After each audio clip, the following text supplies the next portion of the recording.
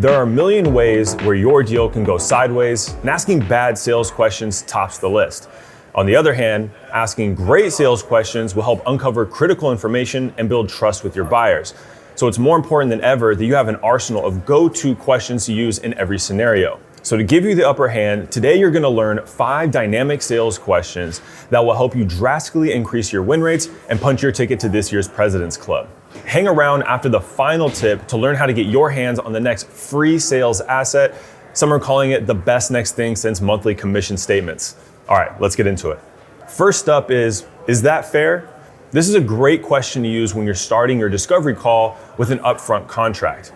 Created by Sandler, by definition, an upfront contract is an agreement between you and your prospect of what will happen before the interaction begins. For example, hey Dan, today we're going to see whether our product is a strong fit for you. That way, if you go further in this process with us, you'll know it's time well spent. If I see it's not a great fit, I'll be upfront with you so we can both save time. Is that fair? Oftentimes, sellers will use sound good instead of is that fair, and that's not nearly as effective. The problem is it's missing a fundamental element, and that's action.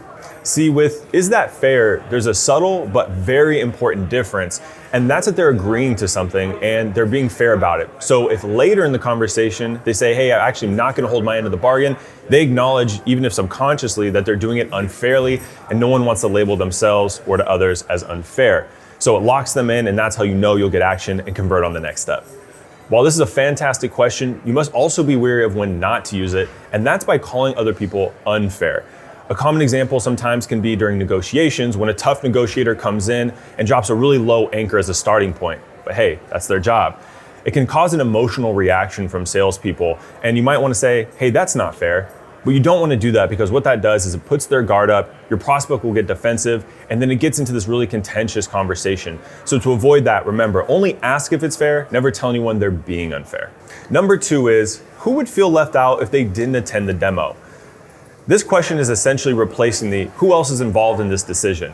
There's nothing fundamentally wrong with the way that's worded, but the problem is it's become so common that buyers are used to hearing it, so they give you a really common or basic answer. Oftentimes, no one. I'm the decision maker. Well, I'm the decision maker, so it ultimately comes down to what is the cost. And that's not always true. Hopefully it is, but it's probably not. You can also use a variation of this question by using the front half of who would feel left out if they missed, and fill in the blank to make sure that you're rounding up all the stakeholders for your deal. You can use it after the discovery call to make sure they get to the demo, after the demo to make sure they get to the scoping call, so on and so on. Number 3, when evaluating a technology partner, what's most important to you? This is my personal favorite because it has 2 major impacts.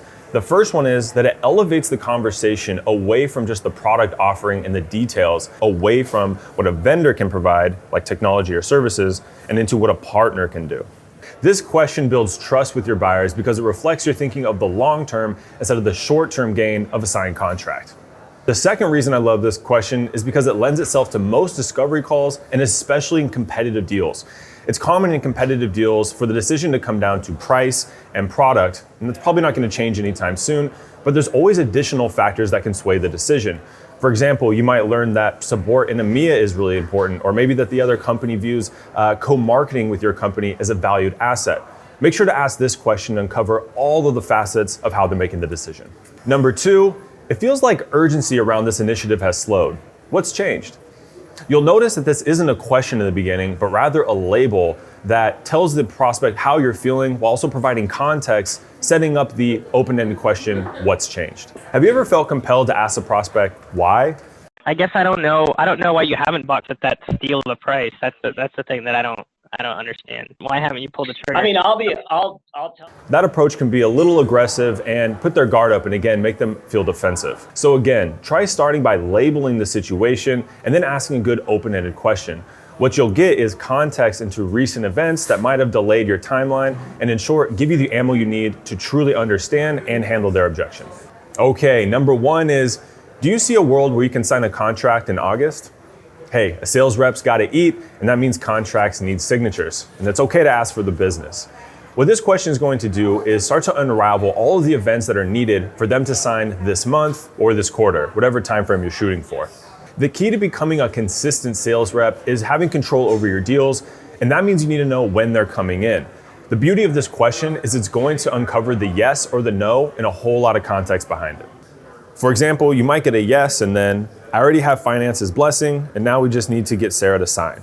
I meet with her Tuesday and we'll review and have her execute the agreement then.